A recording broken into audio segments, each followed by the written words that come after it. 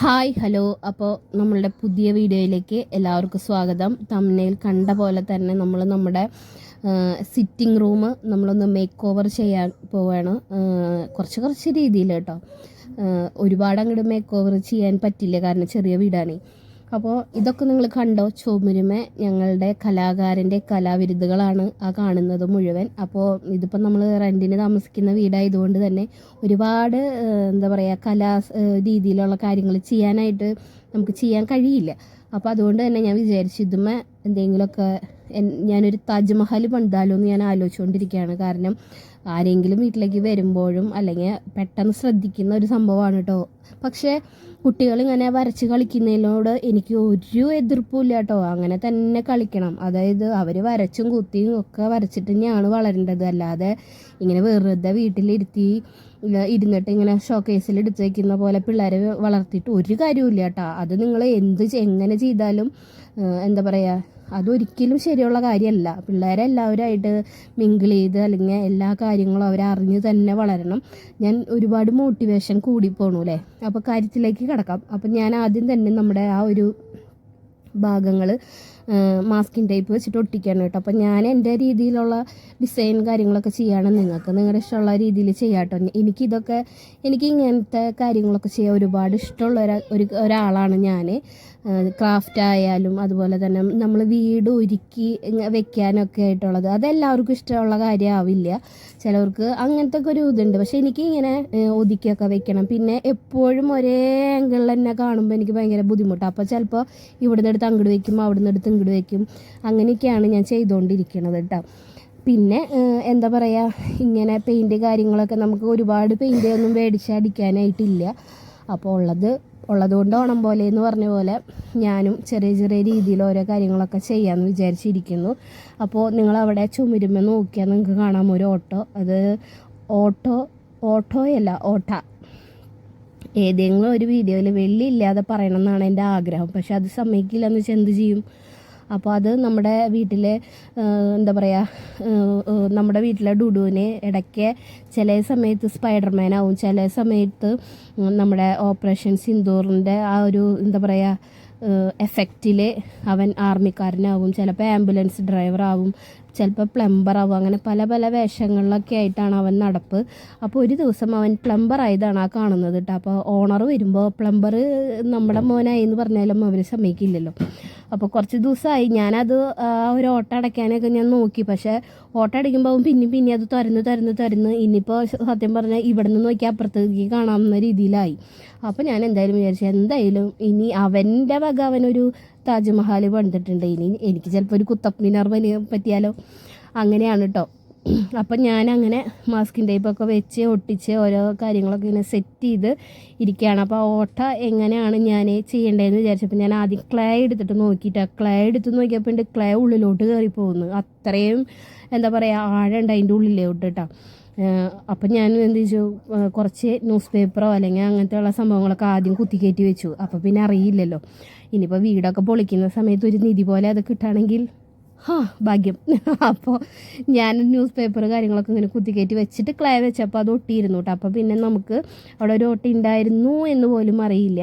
Clay ഒന്നും മേടിച്ചത് അറിയില്ല. ഞാൻ ഒളിപ്പിച്ച് വെച്ചിരിക്കുക. ക്ലേ ഒക്കെ മേടിച്ചത് അറിഞ്ഞു കഴിഞ്ഞിട്ടുണ്ടെങ്കിൽ ഇവിടെ എനിക്ക് തന്നെ കിട്ടില്ല. ഞാൻ എന്തെങ്കിലുമൊക്കെ ഓരോ ക്രാഫ്റ്റോ അല്ലെങ്കിൽ എന്തെങ്കിലുമൊക്കെ ഉണ്ടാക്കാമെന്ന് വിചാരിച്ച് ചെയ്യുമ്പോൾ ഒന്നും കിട്ടില്ല. അതുപോലെ ഞാൻ ഫാബ്രിക് പെയിൻറ്റൊക്കെ കണ്ടോ, ഇതേപോലെ എത്രയോ കളക്ഷൻസ് എൻ്റെ കയ്യിൽ ഉണ്ടായിരുന്നു എന്നറിയോ. ഒരു ദിവസം ഞാനങ്ങ് കിടന്നുറങ്ങിപ്പോയി.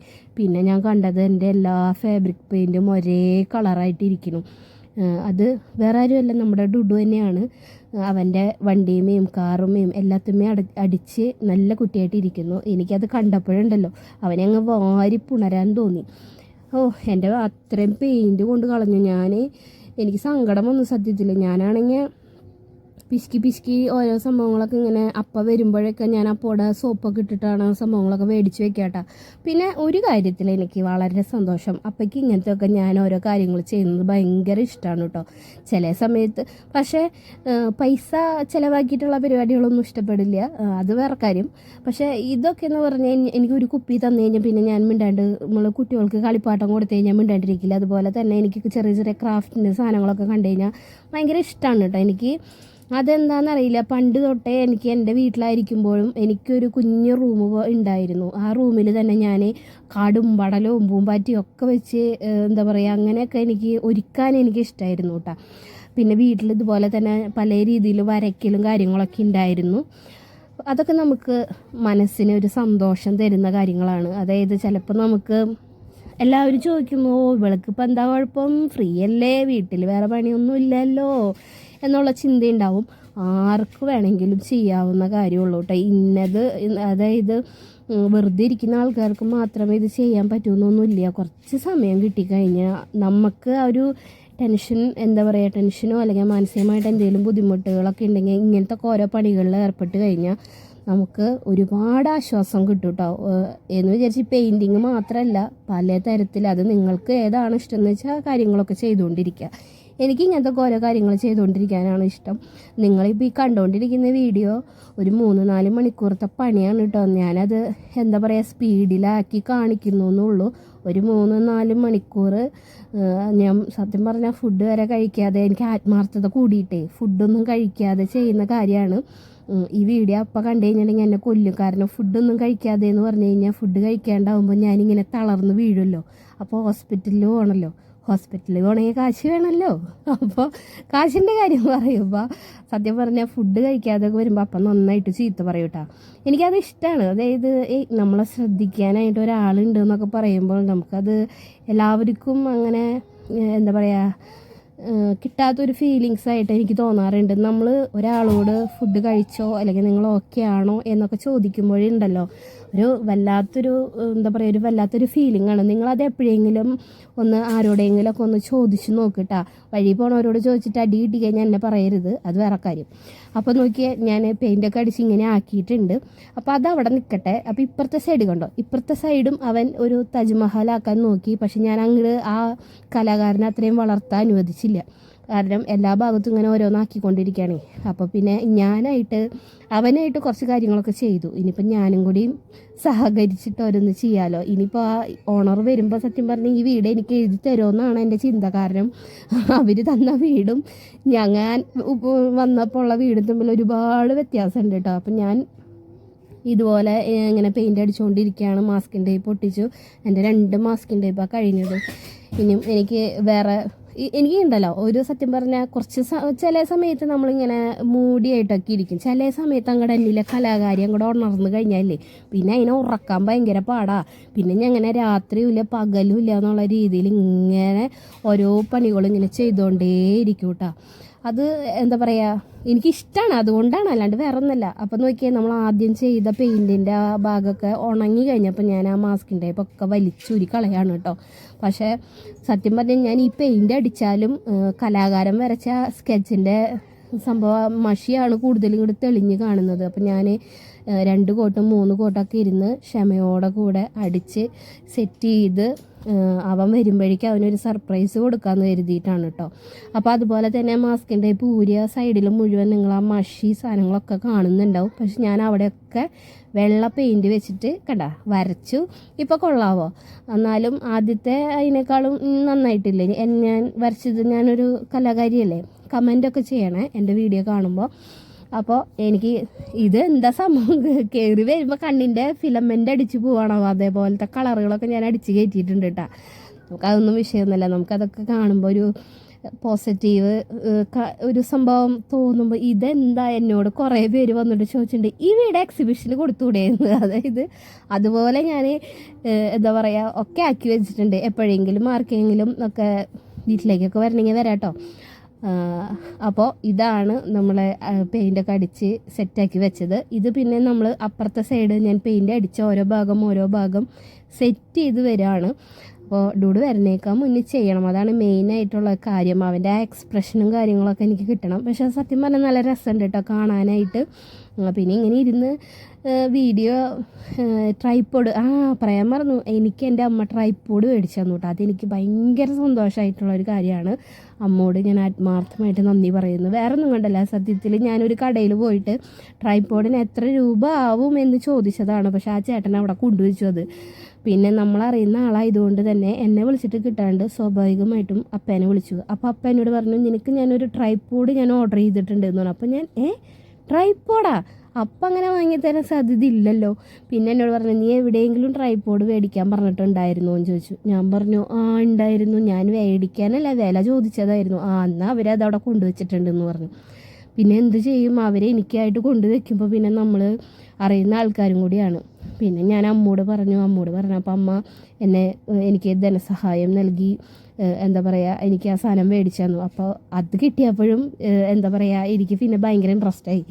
പിന്നെ ഞാൻ പെയിൻറ്റ് എല്ലാ സൈഡിലും ഇതുപോലെ വരച്ചൊക്കെ കഴിഞ്ഞിട്ട് പിന്നെ ഡുഡുവിനെ വെയിറ്റ് ചെയ്തുകൊണ്ടിരിക്കുകയാണ് കേട്ടോ. അവൻ്റെ എക്സ്പ്രഷൻ എങ്ങനെയാണെന്നുള്ളത് അറിയാൻ വേണ്ടിയിട്ട്. അവൻ വരുമ്പോഴേക്ക് ഈ സാധനമൊക്കെ ചെയ്യണം. എനിക്ക് അങ്ങനത്തെ ഒരു ഇതുണ്ട് കേട്ടോ. എനിക്ക് ഭയങ്കര സ്പീഡിൽ ചെയ്യാനായിട്ട് അതായത് കുറച്ച് സമയമുള്ളെങ്കിൽ അത് വേഗം റെഡിയാക്കണം. അപ്പോൾ ഡുഡു അവിടെ നിന്ന് വരുന്നുണ്ട്. അപ്പോൾ ഞാൻ അതുകൊണ്ടാണ് ക്യാമറയിൽ മിണ്ടാണ്ട് ഇങ്ങനെ പുറത്തോട്ട്, അതായത് ബാക്കിലേക്ക് പോകുന്നത്. അപ്പോൾ ഡുഡു മന്ദം വന്നുകൊണ്ടിരിക്കുന്നു. അവനെ ആദ്യത്തെ പല്ല് പറഞ്ഞു പോവാണ്. അപ്പോൾ അതിൻ്റേതായ ഒരു ബുദ്ധിമുട്ട് അതായത് ചെറുതായിട്ടൊരു പനിയുടെയും ജലദോഷത്തിൻ്റെ ഇതൊക്കെ ഒരു പ്രയാസമുണ്ട്. പക്ഷേ അവൻ സ്കൂളിൽ വിട്ട് വന്ന് കണ്ടപ്പോൾ അവൻ്റെ കിളി പറയുന്നു തോന്നുന്നുണ്ട്. അതായത് കളറ് ആദ്യം വന്നിട്ട് അതൊക്കെ ഇങ്ങനെ തൊട്ട് നോക്കി എങ്ങനെയുണ്ട് എന്നുള്ള ഇതൊക്കെ. പിന്നെ ഞാൻ അവനോട് ചോദിച്ചപ്പോൾ ഞാൻ ഉദ്ദേശിച്ച എക്സ്പ്രഷൻ കിട്ടിയില്ല. സാധാരണ അവൻ ചെയ്യുന്നതാണ്, അമ്മ അടിപൊളിയുണ്ടെന്നൊക്കെ പറയും. പിന്നീട് അവനോട് പറഞ്ഞു, അമ്മ നന്നായിട്ടുണ്ട്. പിന്നെ എന്നോട് പറഞ്ഞു, ഇത് അമ്മ എപ്പോൾ ചെയ്തു എന്നൊക്കെ പറഞ്ഞു. അവന് മനസ്സിലായി ഇത് എവിടെ നിന്നാ പെയിൻ്റ് എന്നാണ് അവൻ്റെ ചിന്ത. അത് കഴിഞ്ഞു നമ്മൾ ആയിഷക്കുട്ടിയുടെ ബർത്ത്ഡേ ആണ് ഇന്ന്. അപ്പോൾ ആയിഷക്കുട്ടിയുടെ വീട്ടിലേക്ക് നമ്മൾ പോയി. അപ്പോൾ പാറു, ഞാൻ, ഡുഡുമോൻ, ആയിഷ എല്ലാവരും ഉണ്ട് കേട്ടോ. അപ്പോൾ ആയിഷയുടെ അച്ഛൻ്റെ കുറച്ച് ഫ്രണ്ട്സും കൂടിയിട്ടാണ് ബർത്ത്ഡേ സെലിബ്രേഷൻ. അപ്പോൾ ആയിഷയുടെ അച്ഛൻ മേടിച്ച കേക്കാണ്. ട്യൂഷനൊക്കെ കഴിഞ്ഞിട്ടാണ് കേട്ടോ പോയതൊക്കെ. നമ്മൾ ട്യൂഷൻ കഴിഞ്ഞിട്ടുള്ള കാര്യമുള്ളൂ, അല്ലെങ്കിൽ ടീച്ചർ എന്നെ ഓടിക്കും. ടീച്ചർ പറഞ്ഞിട്ടുണ്ട് എന്ത് തന്നെയായാലും ട്യൂഷൻ മുടക്കരുതെന്ന്. അപ്പോൾ ഞാൻ ആയിഷയ്ക്ക് എന്നാൽ കഴിയാവുന്ന കുറച്ച് ഗിഫ്റ്റ്, പേന, പിന്നെ ബണ്ണ്, അങ്ങനെയുള്ള കുറച്ച് സാധനങ്ങളൊക്കെ മേടിച്ച് ഞാൻ കൊടുത്തു. അപ്പോൾ ഞാൻ മേടിച്ച കൂട്ടത്തിലുള്ള മാലയാണ്. അപ്പോൾ അത് അവൾ ഇടാണ്. പിന്നെ പാറുവിൻ്റെ അമ്മ, അച്ഛൻ അവരൊക്കെ കൂടിയിട്ട് ആയിഷയ്ക്ക് ഒരു ചെരുപ്പ് ഗിഫ്റ്റ് ചെയ്തിട്ടുണ്ട്. അതുപോലെ നമ്മുടെ അടുത്തുള്ള ചേച്ചി അവൾക്ക് ഡ്രസ്സ് ഗിഫ്റ്റ് ചെയ്തിട്ടുണ്ട്. അപ്പോൾ പിള്ളേർക്ക് ഈ ഗിഫ്റ്റ് കിട്ടിക്കഴിഞ്ഞാൽ ആദ്യം തന്നെ അത് തുറന്നു നോക്കാനുള്ള ആകാംക്ഷയാണ് കേട്ടോ. പക്ഷേ അത് എന്താ പറയുക, നമുക്കായാലും അങ്ങനെ തന്നെയല്ലേ. അവർ കുട്ടികളാകുമ്പോൾ അതൊക്കെ കാണുമ്പോൾ ഒരു എന്താ പറയുക, ഒരു അട്രാക്ഷൻ. അപ്പോൾ ഡ്രസ്സൊക്കെ കാര്യങ്ങളൊക്കെ കിട്ടി. പിന്നെ അച്ഛനും അച്ഛൻ്റെ കുറച്ച് ഫ്രണ്ട്സും ഒക്കെ കൂടി ബാക്കിൽ നമുക്കുള്ള ഫുഡ് റെഡിയാക്കിക്കൊണ്ടിരിക്കുന്നു. അപ്പോൾ ആയിഷേനെയൊക്കെ എന്ന് വെച്ചാൽ കുഞ്ഞായിരിക്കുമ്പോൾ കണ്ടിട്ടുള്ളതാണ് എൻ്റെ വീഡിയോയിൽ, നിങ്ങൾക്കറിയാം. ഇപ്പോൾ അവൾക്ക് 9 വയസ്സാണ് കേട്ടോ. പക്ഷേ ഇതിനകത്ത് 8 വയസ്സെന്ന് എഴുതിയത് തെറ്റി എഴുതിപ്പോയി. ശരിക്കും അവൾക്ക് 9 വയസ്സാണ്. അപ്പോൾ ആയിഷയുടെ അച്ഛൻ മെഴുകുതിരിയൊക്കെ മേടിച്ച് സെറ്റ് ചെയ്ത്, എന്താ പറയുക, എനിക്ക് പൊതുവേ ഞാൻ പറയാം, എനിക്ക് അങ്ങനെ ഹിന്ദിക്കാരെ എനിക്കിഷ്ടമല്ല. പക്ഷേ എനിക്കിഷ്ടപ്പെട്ട ആൾക്കാരിൽ ഒരാളാണ് ആയിഷയുടെ അച്ഛനും ആയിഷയുടെ അമ്മയും. പിന്നെ ആയിഷയുടെ അമ്മയാണെങ്കിലും പല കാര്യങ്ങളിൽ കുറച്ചൊന്ന് ശ്രദ്ധിക്കേണ്ടിയിരിക്കുന്നു. അപ്പോൾ അവൾക്ക് എനിക്ക് എത്താപത്തയാണ് എൻ്റെ ഹിന്ദി. പക്ഷേ അത് എനിക്ക് എങ്ങനെയാണ് പറഞ്ഞ് മനസ്സിലാക്കി കൊടുക്കണ്ടേന്ന് എനിക്ക് അറിഞ്ഞുകൂടാ. പക്ഷേ സാരമില്ല, നമുക്ക് പതുക്കെ അവളെ റെഡിയാക്കി എടുക്കാം. വലിയ പ്രശ്നമൊന്നുമല്ല കേട്ടോ. ഞാനിത് പറയണത് കേൾക്കുമ്പോൾ ദൈവമേ എന്താവോ എന്നൊന്നും ചിന്തിക്കണ്ട. അപ്പോൾ എൻ്റെ അമ്മയും വന്നിട്ടുണ്ട്. അമ്മ എല്ലാവരും കൂടിയിട്ട് നമ്മൾ ആയിഷയുടെ ബർത്ത്ഡേയുടെ ഫങ്ഷൻ എന്ന് പറഞ്ഞാൽ എല്ലാവരും കൂടി ജാതി മതമന്യേ നമ്മൾ ബർത്ത്ഡേ ആഘോഷിക്കുകയാണ്. അപ്പോൾ ആയിഷ, അച്ഛൻ പാട്ട് വയ്ക്കുകയാണ് ബ്ലൂടൂത്തിൽ. പാട്ട് റെഡി സെറ്റായിക്കൊണ്ടിരിക്കുന്നു. അപ്പോൾ നമ്മൾ ആയിഷക്കുട്ടിയുടെ കേക്ക് മുറിക്കുകയാണ്. അപ്പോൾ ദൈവം അവൾക്ക് ആയുസ്സും ആരോഗ്യവും സന്തോഷവും സമാധാനവും ഒക്കെ നൽകി അവളെ അനുഗ്രഹിക്കട്ടെ. അവൾക്ക് നല്ലൊരു ഭാവി ദൈവം കൊടുക്കട്ടെ. അപ്പോൾ ഡുഡും എല്ലാവരും കൂടി എന്താ പറയുക, കേക്കൊക്കെ കട്ട് ചെയ്ത് ഇവർ 3 പേരും ഭയങ്കര ഫ്രണ്ട്സാണ് കേട്ടോ. കാരണം ആയിഷയ്ക്ക് ആദ്യത്തെ ഒരു ഫ്രണ്ട്സ് എന്ന് പറയാനായിട്ട് ഡുഡു ആണ്. അന്ന് അവൻ ചെറുതായിരുന്നു. പിന്നെ കുഴപ്പമില്ലാത്ത രീതിയിൽ ഇവർ ഒരുമിച്ച് അഡ്ജസ്റ്റായി വന്നു. പിന്നെ ഞാൻ എപ്പോഴും പറഞ്ഞ് പഠിപ്പിക്കുന്ന ഒരു കാര്യമാണ്, ആയിഷ ഡുഡുവിൻ്റെ ചേച്ചി, ആയിഷയ്ക്ക് ഇതുണ്ണി, നമ്മൾ ഓരോ ബന്ധങ്ങൾ പറഞ്ഞു കൊടുക്കണം, അല്ലാതെ വെറുതെ ഇങ്ങനെ ഇരുന്നിട്ട് കാര്യമില്ല.